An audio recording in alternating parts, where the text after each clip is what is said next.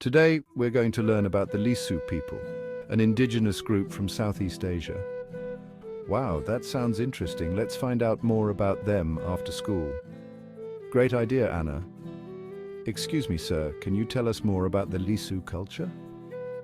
Of course, the Lisu people have a rich heritage. We live in the mountainous regions of China, Myanmar, Thailand, and India.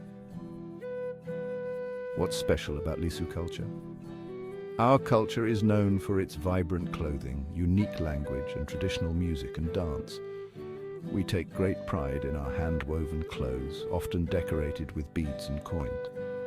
Our music and dance are an important part of our celebrations and festivals. They bring the community together.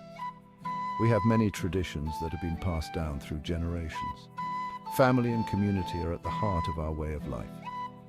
Thank you for sharing your culture with us. It's truly beautiful.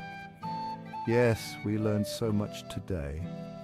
You're welcome. Remember, learning about different cultures helps us appreciate the diversity of our world. I'm glad we decided to learn more about the Lisu people. Me too. Let's keep exploring different cultures together. The beauty of the world lies in its diversity. Embrace and celebrate the unique cultures that make our world vibrant and rich.